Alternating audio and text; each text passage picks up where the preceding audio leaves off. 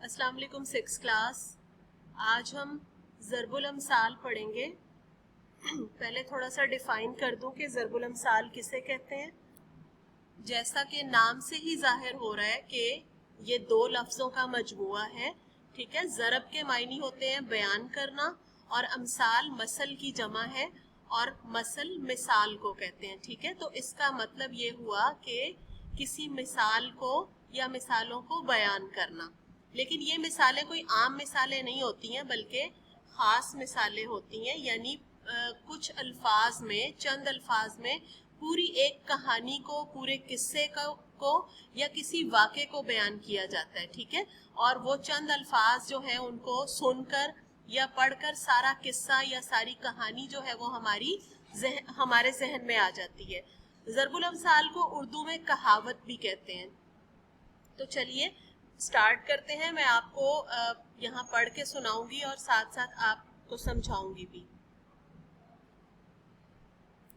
First ज़रबुल muscle है आ बैल मुझे मार, यानी अपनी मुसीबत को खुद आवाज लगाना, यानी मुसीबत को खुद दावत देना। ठीक है, यानी किसी मुसीबत में जानबूझकर फंस जाना, उसको कहते हैं आ बैल मुझे मार।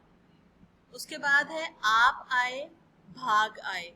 भाग कहते हैं नसीब को। एक तो भागना होता है ना, जिसको रन कहते हैं। ठीक है, और एक ये उर्दू का जो ये है भाग, इसका मतलब नसीब भी होता है।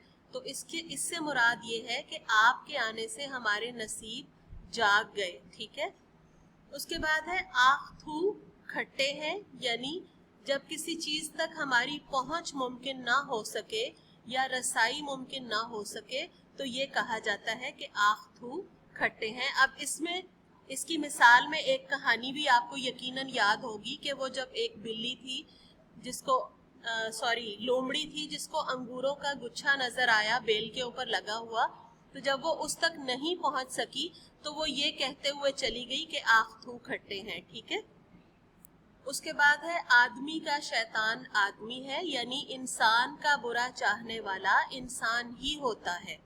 एक इंसान जो है वही किसी दूसरे इंसान का बुरा चाहता है, तो उसके लिए ये कहा जाता है कि आदमी का शैतान आदमी है।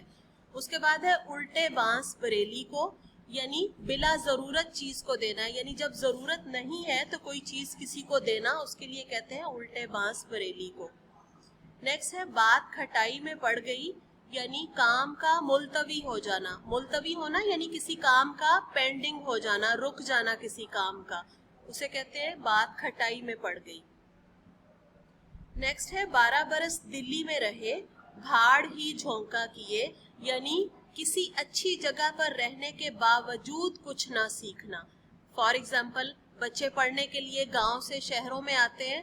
ठीक है, मिसाल दे रही हूँ ये सिर्फ आपको, और यहाँ पे आके भी अगर वो पढ़ाई जारी ना रखें, कुछ पढ़ ना सके, तो हम ये कहते हैं कि अच्छी जगह पर रहने के बावजूद कुछ ना सीखा, तो उसको कहेंगे 12 बरस दिल्ली में रहे भाड़ ही झोंका किए।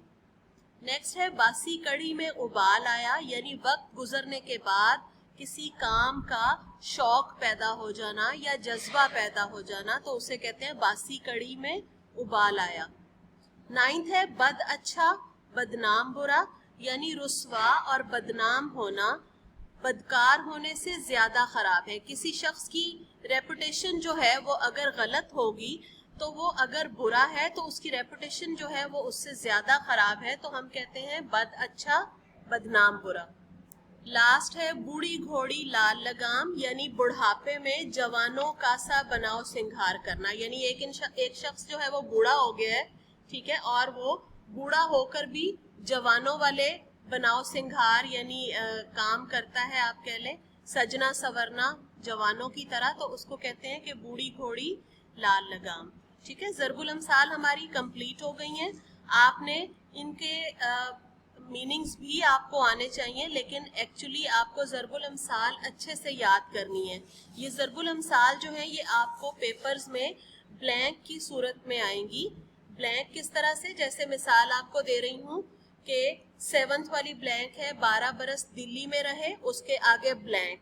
ठीक है, तो आपने उस ब्लैंक को फिल करना है। या अगर आपसे पूछा जाए कि डैश में उबाल आया, تو آپ وہاں پہ لکھیں گے باسی کڑھی میں ابال آیا, ٹھیک ہے. یا آپ سے پوچھا جائے بد اچھا اور اس کے بعد ہوگا بدنام برا, جو کہ آپ بلینک میں لکھیں گے, ٹھیک ہے. تو امید ہے کہ آپ کو ضرب الامثال اچھے سے سمجھ آ گئی ہوگی.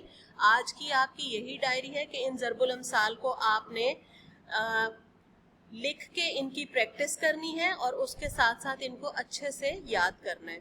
Thank you.